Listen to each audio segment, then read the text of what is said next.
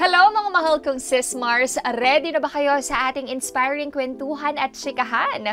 Well, let's go! This is the Reinvention Story segment kung saan real stories ang bida and straight from our Avon sales leader. Kaya naman I'm excited to introduce you none other than unstoppable, ever-empowered Miss Teen Villegas. Good morning, Miss Teen Villegas! Good morning, Sis Mars! Yes, Sis Mars! Ito na nga, I'm very excited. Excited ka na bang i-share ang iyong mga tips to Of success? course! Naman, ready tayo dyan. And syempre, advices for our Avon community. Game! At syempre, ang mga personal chikahan natin mamaya. Diyan ako medyo...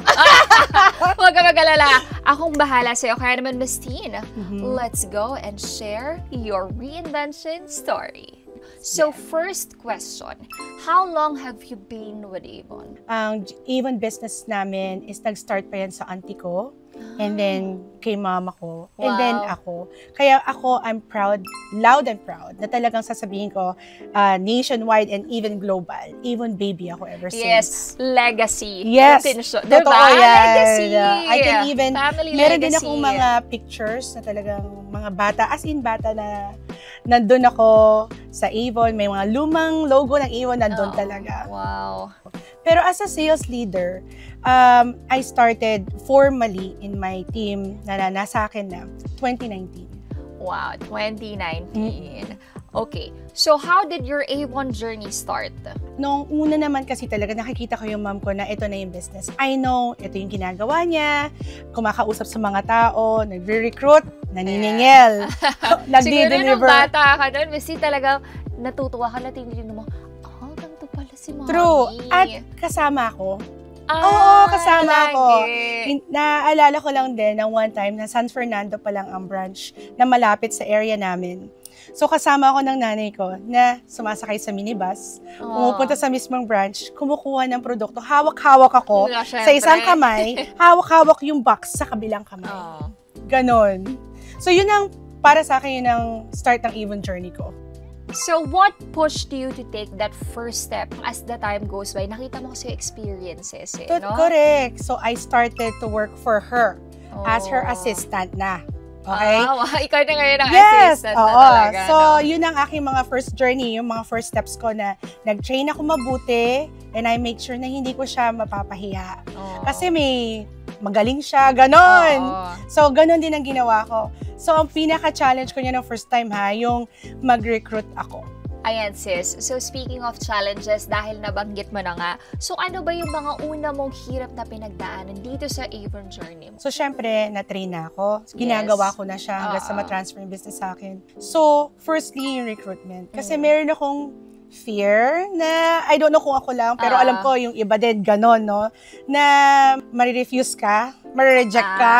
Parang yung parang may fear ka na ma-reject. Oo. Kahit saan naman, aminin. Oo, totoo. So, yun ang malaking, challenge ko talaga. Pero, parang feeling ko, kung di ko to i-overcome, alam mo, walang mangyayari dito sa group namin. Lalo na ngayon, ako na nito, akin na to. So, I tried my best talaga. Okay lang yan. At meron akong rejects. Marami, Sis Mars, marami. Pero after nun, sabi ko, di bale, marami pa. Yes, totoo yan. So, I went outside again, recruit ulit, kumausap. Okay, good. Merong pumupunta. And believe me or not, yung mga nare-recruit ko na yan, tumatagal up to 5 years, 7 years. So, sa panahon pa naman ko, na up to now, nasa team ko hanggang ngayon. Wow. So, yun ang magandang challenge na na-overcome ko talaga. Alam mo, totoo talaga yan, Miss Teen. Kapag kunwari may isang umalis, merong mas babalik na mas marami. May papasok. Correct. Pero, syempre, dapat hindi ka aasa na may darating lang. Yun. Dapat pag sumikapan. Yan. You have to do something about it. May time ba na during those moments is parang, ay, hindi ko na kaya sis Mars, Mommy. Parang pasensya na. Yeah. Yung ganong moment na pasuko ka na, Miss Teen. So, kumbaga, wala na si picture si mother. So, tinitingnan na lang ako. On myself, meron. So, hindi ko naman pwedeng sabihin na lahat rainbows and butterflies. Naman, so, meron. Pag nararamdaman ko yon, I let it simmer. Okay? Kailangan kong kailangan kong namnamin, ano ba, bakit ganito, iniisip ko yon. Siyempre, kinakausap ko yung husband ko. And then, kumakausap ako ng mga taong alam ko makaka-influence sa akin on a positive side. Kasi if I let that happen, na magdudwell ako dun sa mga frustrations ko, baka siguro, hindi maganda ang output. So, i-acknowledge ko lang yon. At ang maganda talaga doon, yung mga taong nakapaligid sa'yo. Tsaka yung mindset ko na ayokong ganito. Ayokong maramdaman yon dahil sino may gusto mag-worry? Ayaw. Pag yung worry mo, hayaan mo siya, tuloy-tuloy yan. So, it's really important. Para nakaka-attract ka lalo. Yan. Diba? That's my... So, tama yan na ang ganda ng mindset mo, Miss Tina. Correct. Shift mo kagad yung energy mo na tigil na to, hindi na tayo pwedeng mag-dwell dito. Correct. Move on tayo. Hanap tayo ng rason. Yes, hindi ko sinasabi na wag niyong i-acknowledge yung feeling. Yes. Of course, you have to. Oo It's naman. valid. Yes. Pero, don't dwell on it. Okay na yung siguro 5 minutes. Okay, tapos tingin na lang sa asawa mo, tapos Let's go again. Let's go. Yes. Laban. Correct. Laban ulit. Ngayon naman, paano ka nag-reinvent bilang sales leader? Alright, so dumatay nga mga hardships, di ba? Yes. So, na-realize naman natin na we have to do something about it. Medyo mahihain ako sa camera. No, nagpo-post ako ng photos, pero that's about it. Yes. Ganda-gandahan lang, gano'n. Aura-aura. Aura-aura. Pero yung video na ako yung nakikita ko na ipopost ko, medyo nahihiya ako doon. Isa yun sa mga na-overcome ko. So, I started, kailangan kong gawin to. Kasi kung hindi ko siya ginawa na mag-live ako or mag-appear ako o mag-post ako ng mga videos ko, malilate ako. Kasi this is our market now. Yes, totoo yan. Iba talaga ang impact ng social media, especially ngayon. Correct. And then, of course, dahil sa kagustuhan ko rin magbenta, of course, yun ang goal natin. Mapalaki yung benta natin, right? So, I was able to gain friends through this. So, siguro kilala naman na natin lahat yan. I was friends with Feby and Arian. So, sila yung mga influencers ko. So, imagine, share ko lang din na, sabi ko, may opportunity na ma-meet ko sila. Although, labas to sa business na, nasabi lang sa akin, oh, they will be there at that branch. So, sabi ko, parang gusto ko silang ma-meet. Gusto ko matuto. And everything started there. Nakakatuwa din isipin kasi may mga positive ka talaga makukuha kung willing kang mag-aral. Tama. Iyon. Kung willing kang makinig, matuto, Correct. ayan, sa kapwa mo, mahal ko, walang imposible. Kasi everyday you're growing. That's you're right. learning and never stop doing that. Correct. At saka sa learning, sis, kailangan talaga may effort. Ngayon naman, Sis Mars, ano ba yung mga iba mong ginawa para mas lumago yung business mo? Okay, so dahil nga nasa digital marketing na tayo, hindi ko pa rin pinabayaan yung base ko, yung traditional. Syempre. Kasi yan yung from the start na dyan eh. True. So hindi ako nawawala. Sila pa rin yung pinupuntahan ko. No, kung hindi nila itatanong, talagang kasama ko yung mga assistants ko to go personally to them, 'di ba? Tapos kakamustahin mo talaga one-on-one. Kahit mga ilang minuto lang yan na, oh, hi, hello, how are Sapat you? na yan. Yes. And yun kasi mapapalago mo yun, mararamdaman nila na hindi lang to benta-benta. Oo. Relationship to. Yes. 'Di ba? Na kapag kahit papano, sometimes hindi nga lahat laging pataas, 'di ba? Sometimes nandito lang, sometimes may bumaba. Yes. Pero hindi ibig sabihin you're gonna let them go. So kailangan nilang maramdaman yun na up and down, you're there for them. Kasi doon mamamotivate mo sila.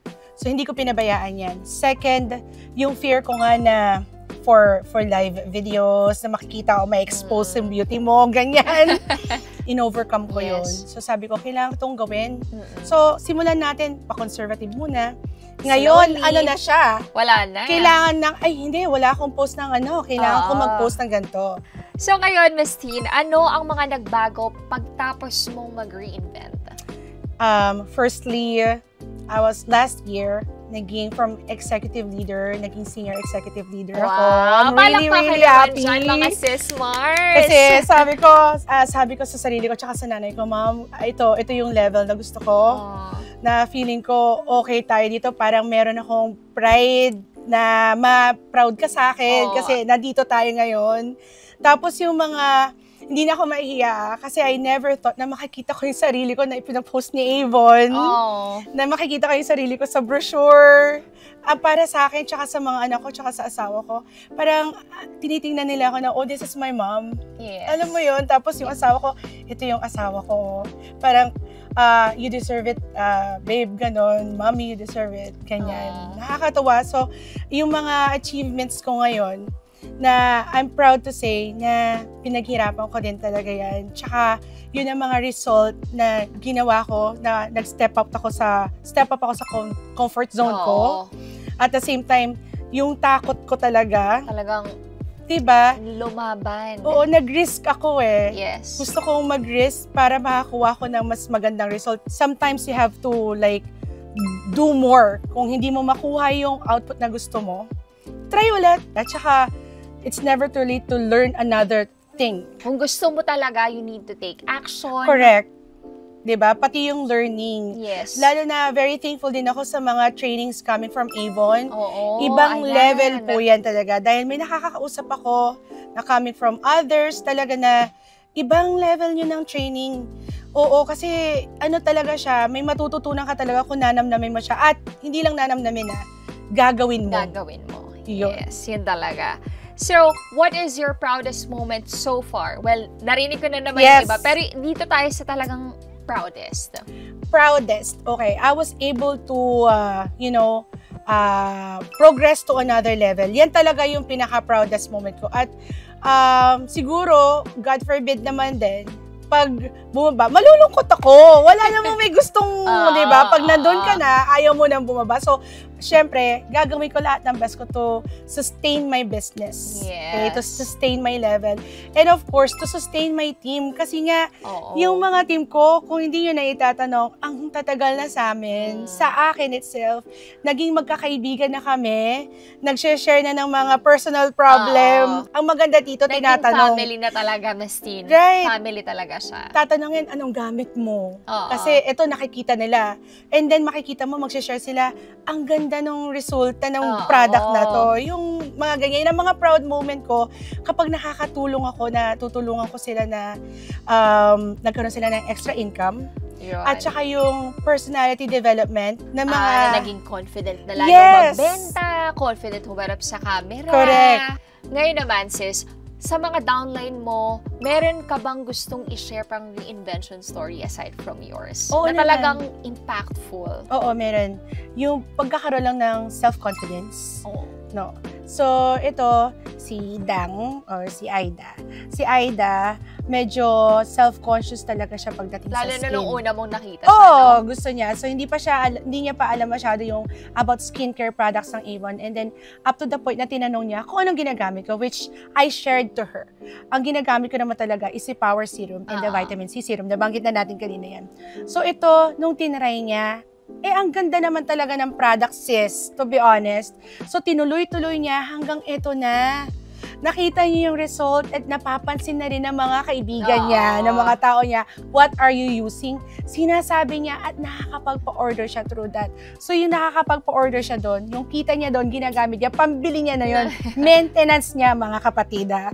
And even the papaya lotion, yun din ang gamit. Kaya kung makikita niyo siya, flawless ang skin talaga. Talagang bogs. Oo, at meron pa akong gustong i-share, speaking of reinvention.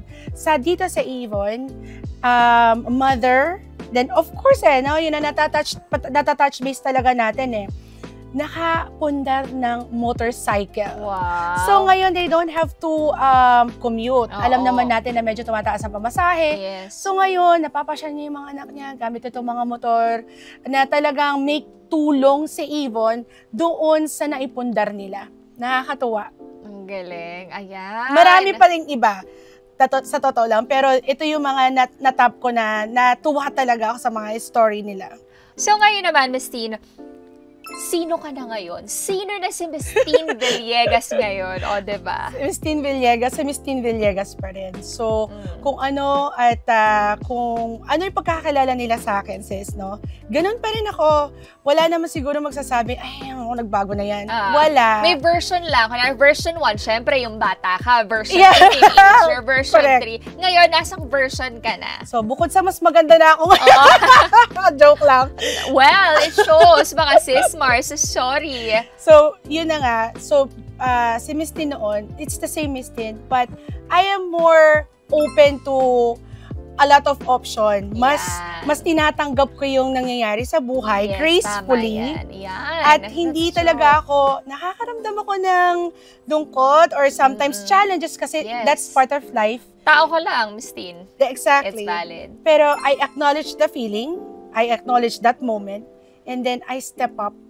Yun. I don't talaga, hindi ako magdodwell na, ganito na ba ito? No. Well, Miss Teen, it shows. Kasi tinan mo, nag-step up ka, nag-level up ka tuloy. Diba? So, yun ang proud ako na sabihin. Na kung ano sa Miss Teen, mas positive ako ngayon at mas hopeful ako ngayon. Wow, I love that for you. And I love that for you too. Ganon.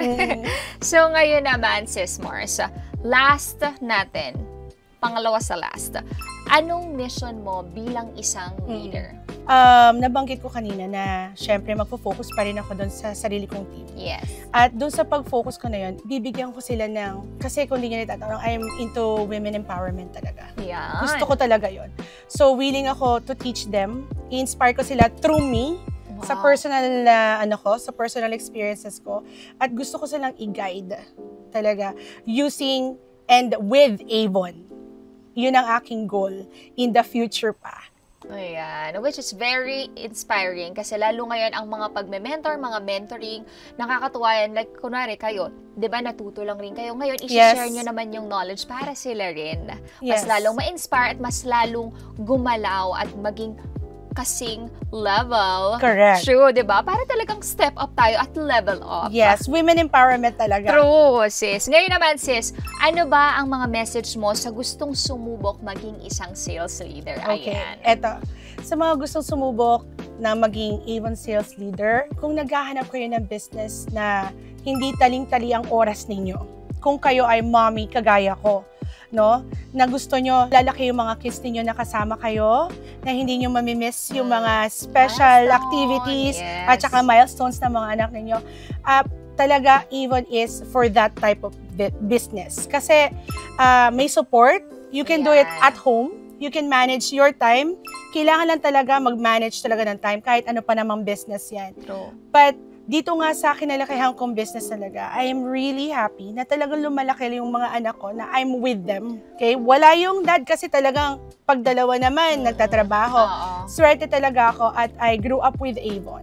So if you're a sales leader na gustong mag-try talaga, o aspiring, no? This is a perfect business para sa atin.